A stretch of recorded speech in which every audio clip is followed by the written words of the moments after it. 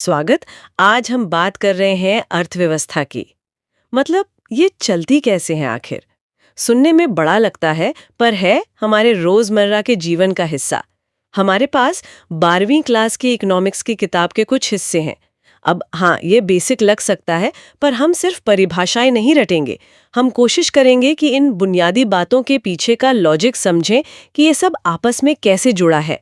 ये उन सब के लिए है जो शायद बेसिक जानते हैं पर गहराई में नहीं गए कि ये हमारी दुनिया को कैसे चलाता है। तो चलिए इस जानी पहचानी लेकिन शायद कम समझी गई दुनिया की परतें खोलते हैं। और शुरुआत होती है उस एक सच्चाई से जिसके बिना अर्थशास्त्र है ही नहीं। सीमितता, स्कैसिटी। हाँ बिल्कुल, ये शब्द बहुत जरूरी है। सीमितता मतलब ये कि हमारी जरूरतें, हमारी ख्वाहिशें वो हमेशा ज्यादा होती हैं उन चीजों से जो हमारे पास हैं। संसाधन, चाहे वो पैसा हो, समय हो या कुछ और, वो लिमिटेड है। सही बात है। और ये सिर्फ पैसों की बात नहीं है। देखिए, समय भी तो लिमिटेड है ना? प्राकृतिक संसाधन भी, यहाँ तक कि हमारा ध्यान, हमारी एनर्जी, वो भी लिमिटेड है। हाँ, ये तो है। किताब में एक परिवार का बड़ा अच्छा उदाहरण है कि भाई अगर बच्चों की अच्छी पढ़ाई चाहिए तो हो सकता है छुट्टियों पर या महंगी चीजों पर खर्च कम करना पड़े। या मान लीजिए जमीन खरीदनी है खेती के लिए, तो शायद बड़ा घर बनाने का प्लान कुछ समय के लिए टालना पड़े। अच्छा। यही चुनाव बस बहुत बड़े स्केल पर पूरे समाज को करने पड़ते हैं, पूरी अर्थव्यवस्था को। यही सीमितता है जो हमें मजबूर करती है चुनने पर। और हर चुनाव का मतलब है किसी और चीज को छोड़ना, त्याग करना। यहीं से सारा अर्थशास्त्र का खेल शुरू होता है बेसिकली। और समाज में ऐसा तो है नहीं कि हर कोई अपनी जरूरत की हर चीज खुद बना ले। नहीं, बिल्कुल नहीं। कोई किसान है, कोई डॉक्टर, कोई कपड़ा बना रहा है। हम सब कुछ न कुछ बनाते हैं या कोई सेवा देते हैं, पर हमें चाहिए तो बहुत कुछ और होता है।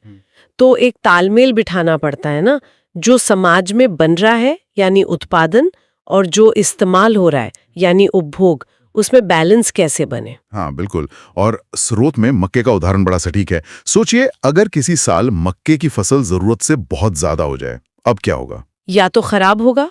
हाँ, या तो वो फालतू मक्का बर्बाद जाएगा, या फिर उसे स्टोर करना पड़ेगा अगले साल के लिए। लेकिन स्टोर करने की भी अपनी लागत है, जगह चाहिए, देखभाल चाहिए। सही। या फिर समाज ये सोच सकता है कि भाई जिन संसाधनों से, मतलब जमीन, पानी, मेहनत से ये एक्स्ट्रा मक्का उगाया गया, शायद उन्हें किसी और काम में लगाना चाहिए था, कोई ऐसी चीज उगाने में जिसकी कमी है, मान लीजिए दालें या सब्जियां। और इसका उल्टा भी सही होगा, अगर मक्के की कमी हो जाए तो। बिल्कुल, अगर मक्के की जरूरत ज्यादा है और पैदावार कम हुई, तो समाज को कहीं और से संसाधन खींचकर मक्के की तरफ लाने पड़ेंगे। हो सकता है कपड़े का उत्पादन थोड़ा कम करना पड़े, या किसी दूसरी फसल का रकबा कम करना पड़े।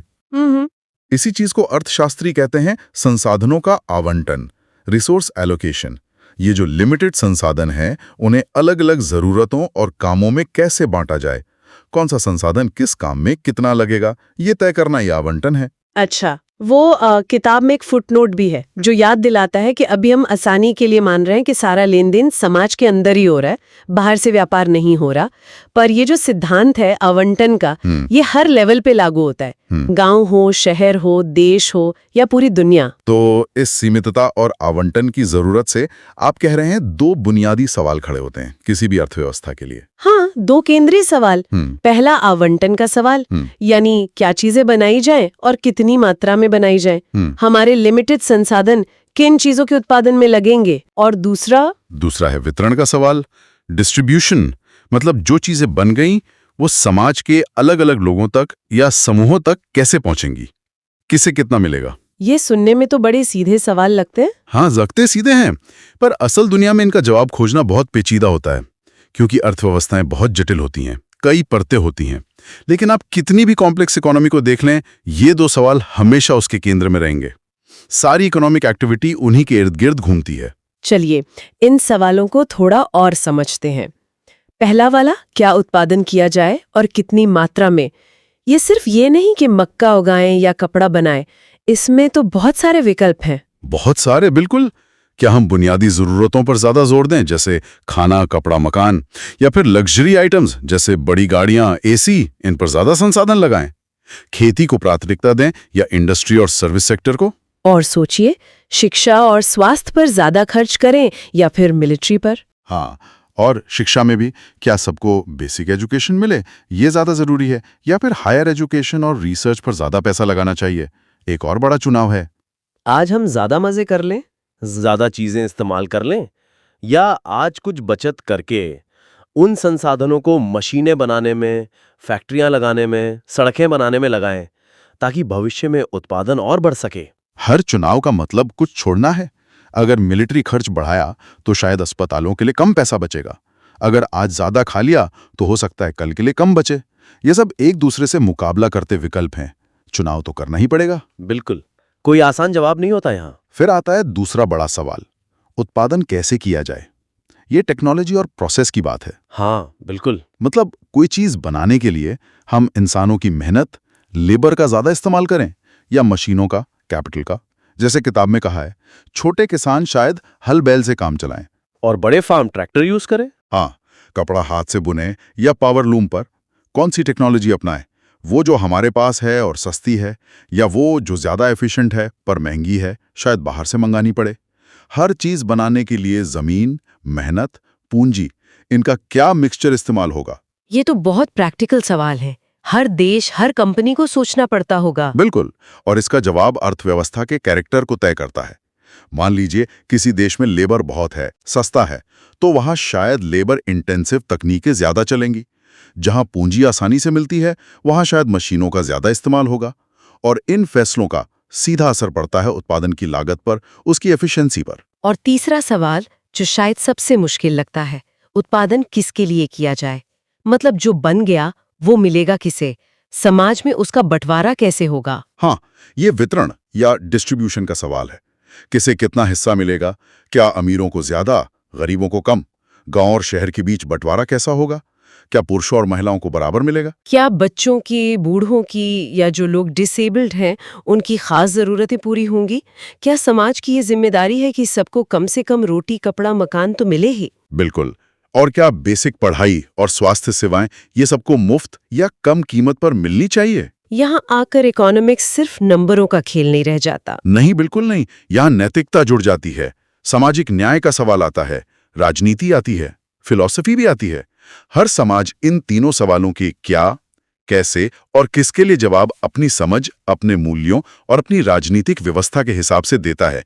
लेकिन कोई भी जवाब हो, वो हमेशा बंधा होता है उसी पहली सच्चाई से, संसाधन सीमित हैं और उनके कई इस्तेमाल हो सकते हैं। अच्छा, इन चुनावों को और उनके नतीजों को समझने के लिए किताब में कॉन्सेप्ट है उत्पादन संभावना सीमा, पीपीएफ। ये क्या चीज है? हाँ, पीपीएफ, प्रोडक्शन पॉसिबिलिटी फ्रंटियर, ये एक तरह का ग्राफिकल टूल है, एक चित्र है कह सकते हैं। Graph, okay. हाँ, मान लीजिए एक काल्पनिक अर्थव्यवस्था है, उसके पास कुछ लिमिटेड संसाधन हैं, जमीन, लोग, मशीनें वगैरह, और वो सिर्फ दो ही चीजें बना सकती है। आसानी के लिए मान लेते हैं मक्का और कपास। ठीक है, मक्का और कपास। तो पीपीएफ एक कर्व या रेखा होती है ग्राफ पर, जो दिखाती है कि इन दोनों चीजों के उत्पादन के वो सारे मुमकिन कॉम्बिनेशन क्या हैं जब अर्थव्यवस्था अपने सारे संसाधनों का पूरी तरह एफिशिएंटली इस्तेमाल कर रही हो। अच्छा, मतलब बेस्ट पॉसिबल आउटपुट। एग्जैक्टली। किताब में एक टेबल भी दी है जिसमें कुछ कॉम्बिनेशन दिखाए हैं। जैसे शायद एक कॉम्बिनेशन हो 0 मक्का 10 यूनिट कपास, सारे संसाधन कपास में लगा दिए। दूसरा, 1 यूनिट मक्का 9 यूनिट कपास, थोड़ा संसाधन मक्के में लगाया। तीसरा, 2 यूनिट मक्का 7 यूनिट कपास, और मक्का उगाया तो कपास कम करना पड़ा। चौथा, 3 यूनिट मक्का 4 यूनिट कपास, और आखिरी 4 यूनिट मक्का 0 कपास, सारे संसाधन मक्के में। अगर इन पॉइंट्स को ग्राफ पर बनाकर जोड़ दें तो वो कर्व पीपीएफ है। हाँ, वही पीपीएफ है। वो एक सीमा है, एक बाउंड्री है। उस कर्व पर कोई भी पॉइंट, जैसे 2 मक्का 7 कपास, ये दिखाता है कि संसाधन पूरी तरह इस्तेमाल हो रहे हैं, कोई बर्बादी नहीं हो रही। और अगर उस कर्व के बाहर कोई पॉइंट हो, मान लीजिए 3 मक्का और 8 कपास, वो नामुमकिन है। अर्थव्यवस्था के पास उतने संसाधन ही नहीं है कि वो दोनों इतना ज्यादा बना सकें। और अगर कोई पॉइंट कर्व के अंदर है, मान लीजिए 1 मक्का और सिर्फ 5 कपास, वो मुमकिन है। हाँ, वो मुमकिन तो है, पर वो इनएफिशिएंसी दिखाता है। मतलब या तो कुछ संसाधन बेकार पड़े हैं, लोग बेरोजगार हैं, या मशीनें बंद पड़ी हैं, या फिर संसाधनों का ठीक से इस्तेमाल नहीं हो रहा। अर्थव्यवस्था अपनी पूरी क्षमता से कम उत्पादन कर रही है। यहीं पर वो अवसर लागत वाली बात आती है ना, अपॉर्चुनिटी कॉस्ट। बिल्कुल सही। वो टेबल फिर से देखिए। जब अर्थव्यवस्था पॉइंट बी 1 मक्का 9 कपास से पॉइंट सी 2 मक्का 7 कपास पर जाती है, हाँ, तो उसे 1 एक्स्ट्रा यूनिट मक्का मिला, लेकिन उसके लिए उसे 2 यूनिट कपास का उत्पादन छोड़ना पड़ा। 9 से घटकर 7 हो गया, तो उस 1 एक्स्ट्रा मक्के की अवसर लागत हुई 2 यूनिट कपास। ये वो कीमत है जो चुकानी पड़ी छोड़े गए कपास के रूप में। और ये लागत बढ़ती जाती है, ऐसा भी लिखा है। जैसे सी से डी 3 मक्का 4 कपास जाने पर अगला 1 मक्का पाने के लिए 3 यूनिट कपास छोड़ने पड़े, 7 से 4। हाँ, ये बहुत महत्वपूर्ण बात है। अवसर लागत अक्सर बढ़ती जाती है, इंक्रीजिंग अपॉर्चुनिटी कॉस्ट। इसीलिए पीपीएफ कर्व सीधी रेखा नहीं होती, बल्कि बाहर की तरफ झुकी हुई होती है, बोर्ड आउटवर्ड्स। ऐसा क्यों होता है? क्योंकि सारे संसाधन हर काम के लिए एक जैसे फिट नहीं होते। सोचिए, जब आप मक्के का उत्पादन बढ़ाना शुरू करते हैं तो आप पहले वो जमीन और लोग कपास से हटाएंगे जो कपास के लिए उतने अच्छे नहीं थे पर मक्के के लिए ठीक हैं, तो शुरू में कम कपास छोड़ना पड़ेगा। अच्छा, लेकिन जैसे जैसे आप और ज्यादा मक्का उगाना चाहेंगे, आपको वो जमीन और लोग भी कपास से हटाने पड़ेंगे जो कपास उगाने में बहुत माहिर थे। तो अब ज्यादा कपास का नुकसान होगा हर एक्स्ट्रा मक्के के लिए, इसीलिए लागत बढ़ती जाती है। तो पीपीएफ पर कौन सा पॉइंट चुनना है, यानी कितना मक्का और कितना कपास बनाना है, यही समाज का बड़ा फैसला है। हाँ बिल्कुल, यही फैसला दिखाता है कि समाज क्या उत्पादन कर रहा है, और ये फैसला फिर कैसे और किसके लिए वाले सवालों से भी जुड़ा होता है। तो ये बड़े फैसले समाज लेता कैसे है? मतलब इन सवालों के जवाब ढूंढने के तरीके क्या हैं? किताब 3 तरह की व्यवस्थाओं के बारे में बताती है। हाँ, 3 मुख्य प्रकार। पहली है केंद्रीय नियोजित अर्थव्यवस्था, सेंट्रली प्लान्ड इकोनॉमी, जिसमें सब कुछ सरकार तय करती है। हाँ, ज्यादातर बड़े आर्थिक फैसले, क्या बनेगा, कैसे बनेगा, कितना बनेगा, किसे मिलेगा, ये सब सरकार या कोई सेंट्रल अथॉरिटी लेती है। अक्सर कहा जाता है कि इसका मकसद सामाजिक कल्याण या बराबरी लाना होता है। उन जरूरी चीजों पर ध्यान दे जो बाजार खुद से ना बनाए, दूर के गांव में स्कूल खोलना या गरीबों को सस्ता राशन देना। हाँ, ये इसके पक्ष में तर्क दिए जाते हैं, लेकिन इतिहास देखें तो केंद्रीय प्लानिंग की अपनी दिक्कतें रही हैं। अक्सर इनमें एफिशिएंसी की कमी पाई गई, क्योंकि एक सेंट्रल बॉडी के लिए पूरी अर्थव्यवस्था की सारी जानकारी रखना और सही फैसले लेना बहुत मुश्किल होता है। नौकरशाही, लचीलेपन की कमी और इनोवेशन, नई खोजों की कमी भी देखी जाती है। लोगों की पसंद का भी उतना ध्यान नहीं रह पाता कई बार। ठीक है। दूसरी व्यवस्था? दूसरी है बाजार अर्थव्यवस्था, मार्केट इकोनॉमी। यहाँ फैसले कोई एक सेंट्रल अथॉरिटी नहीं लेती, बल्कि लाखों लोग, कंज्यूमर, प्रोड्यूसर अपने अपने फैसले लेते हैं बाजार में। यहाँ बाजार का मतलब सिर्फ वो जगह नहीं जहाँ हम सब्जी खरीदने जाते हैं। नहीं, बिल्कुल नहीं। बाजार कोई भी सिस्टम हो सकता है जहां खरीदने वाले और बेचने वाले एक दूसरे के संपर्क में आएं और लेन देन करें। ये फोन पे हो सकता है, इंटरनेट पे हो सकता है, दुकान में हो सकता है। मुख्य बात है कि लेन देन स्वतंत्र रूप से हो रहा है। और यहाँ फैसले कैसे होते हैं? यहां चलता है कीमत तंत्र, प्राइस मैकेनिज्म। चीजों की कीमतें डिमांड और सप्लाई से तय होती हैं, और ये कीमतें एक सिग्नल की तरह काम करती है। सिग्नल कैसे? ऐसे कि मान लीजिए लोगों को कोई चीज ज्यादा चाहिए, उसकी डिमांड बढ़ गई, तो क्या होगा? कीमत बढ़ जाएगी। हाँ, और जब कीमत बढ़ेगी तो जो लोग वो चीज बनाते हैं उन्हें दिखेगा कि भाई इसमें ज्यादा मुनाफा है, तो वो उसका प्रोडक्शन बढ़ाएंगे। तो इस तरह बिना किसी के कहे क्या और कितना बनाना है ये तय हो गया। इसके फायदे क्या बताए जाते हैं? एफिशिएंसी। हाँ, कहा जाता है कि ये ज्यादा एफिशिएंट होती है। संसाधन वहां लगते हैं जहां उनकी सबसे ज्यादा जरूरत होती है। कीमत के सिग्नल के अनुसार कंज्यूमर की पसंद को अहमियत मिलती है। कंपटीशन से इनोवेशन बढ़ता है। लेकिन इसकी भी तो कमियां होंगी। बिल्कुल हैं। बाजार अर्थव्यवस्था में आय और संपत्ति की असमानता बहुत बढ़ सकती है।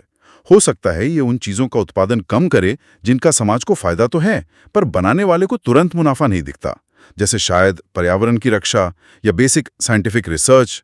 और बाजार अपने आप प्रदूषण जैसी नेगेटिव चीजों का हिसाब नहीं रखता जब तक सरकार दखल न दे। और तीसरी व्यवस्था, जो शायद सबसे आम है? हाँ, वो है मिश्रित अर्थव्यवस्था, मिक्स्ड इकोनॉमी। असल दुनिया में लगभग सारी अर्थव्यवस्थाएं इसी कैटेगरी में आती हैं। मतलब इसमें दोनों का रोल है, सरकार का भी, बाजार का भी। बिल्कुल। कुछ फैसले बाजार पर छोड़े जाते हैं, डिमांड, सप्लाई, कीमत तय करते हैं, लेकिन सरकार भी एक महत्वपूर्ण भूमिका निभाती है। वो नियम बनाती है, रेगुलेशन, टैक्स लगाती है, सब्सिडी देती है, कुछ जरूरी सेवाएं खुद मुहैया कराती है, जैसे शायद डिफेंस या कुछ हद तक शिक्षा, स्वास्थ्य। सरकार का दखल कितना होगा, ये हर देश में अलग होता होगा। हाँ, ये उस देश के इतिहास, राजनीति, सामाजिक मूल्यों पर निर्भर करता है। जैसे अमेरिका में बाजार का रोल बहुत बड़ा है, पर सरकार भी रेगुलेशन और सोशल सिक्योरिटी जैसे काम करती है। चीन में पहले प्लानिंग हावी थी, अब बाजार बहुत खुल गया है, पर सरकार का कंट्रोल अभी भी काफी है। और भारत? भारत में आज़ादी के बाद प्लानिंग पर जोर था, पंचवर्षीय योजनाएं वगैरह।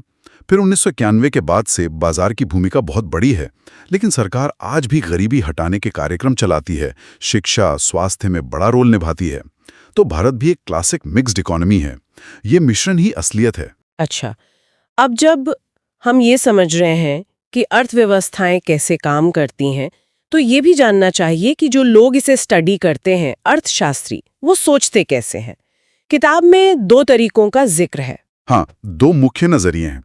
पहला है सकारात्मक विश्लेषण, पॉजिटिव इकोनॉमिक्स। पॉजिटिव मतलब अच्छा? नहीं, यहाँ पॉजिटिव का मतलब है तथ्यों पर आधारित। ये समझाने की कोशिश करता है कि अर्थव्यवस्था या उसका कोई हिस्सा असल में कैसे काम करता है। ये कॉज एंड इफेक्ट देखता है। अगर ऐसा करेंगे तो क्या होगा, ये क्या है या क्या था या क्या होगा का विश्लेषण है। इसमें यह नहीं कहा जाता कि ये अच्छा है या बुरा। जैसे किताब में उदाहरण है, कीमत 10% बढ़ने पर मांग 4% घटती है। ये एक तथ्यात्मक बयान है जिसे हम डेटा से चेक कर सकते हैं। बिल्कुल, ये पॉजिटिव इकोनॉमिक्स है। दूसरा नजरिया है मानदंडात्मक विश्लेषण, नॉर्मेटिव इकोनॉमिक्स। ये क्या है? ये बताता है कि क्या होना चाहिए। ये मूल्यों पर, आदर्शों पर आधारित होता है।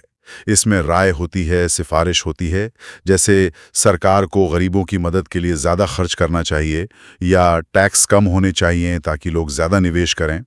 ये बयान सही या गलत साबित नहीं किए जा सकते, क्योंकि ये व्यक्तिगत या सामाजिक मान्यताओं पर टिके होते हैं। तो एक अर्थशास्त्री पॉजिटिव एनालिसिस से बता सकता है कि सब्सिडी हटाने से क्या-क्या असर होंगे। हाँ, वो बता सकता है कि कीमतें कितनी बढ़ेंगी, सरकारी घाटा कितना कम होगा, किन लोगों पर ज्यादा असर पड़ेगा। ये सब पॉजिटिव एनालिसिस है।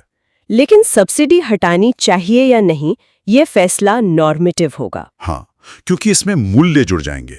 क्या बराबरी ज्यादा जरूरी है या सरकारी खजाने का स्वास्थ्य? क्या शॉर्ट टर्म असर ज्यादा मायने रखता है या लॉन्ग टर्म? ये नॉर्मेटिव सवाल हैं। तो क्या ये दोनों अलग-अलग हैं? बिल्कुल। देखिए, विश्लेषण के तौर पर अलग हैं, लेकिन जब नीतियां बनती हैं, पॉलिसी बनती है, तो दोनों की जरूरत पड़ती है। आपको पता होना चाहिए कि आपकी पॉलिसी के क्या नतीजे होंगे, पॉजिटिव, और आपके लक्ष्य क्या हैं, आप क्या हासिल करना चाहते हैं, नॉर्मेटिव। किताब भी यही कहती है कि ये दोनों एक दूसरे के पूरक हैं, कॉम्प्लीमेंट्री हैं। समझ गई। और आखिर में अर्थशास्त्र को 2 बड़ी शाखाओं में भी बांटा जाता है। हाँ, ये भी जानना जरूरी है। सूक्ष्म अर्थशास्त्र, माइक्रो इकोनॉमिक्स, और समष्टि अर्थशास्त्र, मैक्रो इकोनॉमिक्स। माइक्रो मतलब छोटा? हाँ, सूक्ष्म अर्थशास्त्र छोटी छोटी आर्थिक इकाइयों यानी इकोनॉमिक यूनिट्स का अध्ययन करता है। जैसे एक कंज्यूमर कैसे फैसला लेता है कि कौन सा सामान खरीदे, एक अकेली फर्म या कंपनी कैसे तय करती है कि कितना माल बनाए और क्या दाम रखें, किसी एक चीज का बाजार जैसे गेहूं का बाजार या मोबाइल फोन का बाजार कैसे काम करता है, उस पर कीमत कैसे तय होती है। तो ये इंडिविजुअल लेवल पर फोकस करता है। हाँ, इंडिविजुअल एजेंट्स, लोग, फर्म्स और इंडिविजुअल मार्केट्स पर। इसका मुख्य सरोकार होता है संसाधनों का कुशल आवंटन, एफिशिएंट एलोकेशन ऑफ रिसोर्सेज। और मैक्रो, समष्टि? मैक्रो मतलब बड़ा। समष्टि अर्थशास्त्र पूरी अर्थव्यवस्था को एक साथ देखता है, एक पूरी यूनिट के तौर पर। ये बड़े मुद्दों को देखता है। जैसे पूरे देश का कुल उत्पादन कितना है, जीडीपी, देश में कुल रोजगार या बेरोजगारी का स्तर क्या है, महंगाई, इन्फ्लेशन क्यों बढ़ रही है या घट रही है, पूरी अर्थव्यवस्था की विकास दर, इकोनॉमिक ग्रोथ रेट क्या है, अंतर्राष्ट्रीय व्यापार का पूरी अर्थव्यवस्था पर क्या असर पड़ रहा है। तो ये नेशनल लेवल या ग्लोबल लेवल के मुद्दे देखता है। हाँ, इसके सवाल होते हैं, देश की इनकम क्यों ऊपर नीचे हो रही है, पूरी अर्थव्यवस्था में बेरोजगारी क्यों फैली है, महंगाई को कैसे कंट्रोल करें, सरकार की नीतियां जैसे टैक्स बदलना या ब्याज दरें बदलना पूरी अर्थव्यवस्था पर क्या असर डालेंगी। तो अगर माइक्रो इकोनॉमिक्स एक पेड़ का अध्ययन है, तो मैक्रो पूरे जंगल का। हाँ, ये समझने का एक अच्छा तरीका है। और ये दोनों शाखाएं बिल्कुल अलग नहीं हैं, ये आपस में जुड़ी हुई हैं। कैसे? देखिए, पूरे जंगल मैक्रो का स्वास्थ्य इस पर निर्भर करता है कि अलग अलग पेड़ माइक्रो कैसे हैं, यानी पूरी अर्थव्यवस्था का प्रदर्शन लाखों इंडिविजुअल लोगों और फर्मों के फैसलों का ही तो नतीजा है। और दूसरी तरफ जंगल के हालात मैक्रो, जैसे सूखा पड़ गया या आग लग गई, अलग अलग पेड़ों को प्रभावित करते हैं। यानी अगर देश में मंदी है तो अलग अलग कंपनियों और लोगों के फैसले भी उससे प्रभावित होंगे। तो एक अच्छा अर्थशास्त्री दोनों को समझता है। तो आज जो हमने बात की उसका निचोड़ यही है कि इकोनॉमिक्स की जड़ में सीमितता है और चुनाव करने की मजबूरी है। और हर समाज को, चाहे वो कैसा भी हो, इन 3 सवालों से जूझना ही पड़ता है। क्या बनाए, कैसे बनाए और किसके लिए बनाए? बिल्कुल। और इन सवालों के जवाब देने के लिए अलग अलग सिस्टम बने हुए हैं, प्लानिंग वाले, बाजार वाले और ज्यादातर असल दुनिया में दोनों के मिले जुले रूप। पीपीएफ जैसा कॉन्सेप्ट हमें दिखाता है कि हर चुनाव में कुछ ना कुछ छोड़ना पड़ता है, एक अवसर लागत होती है।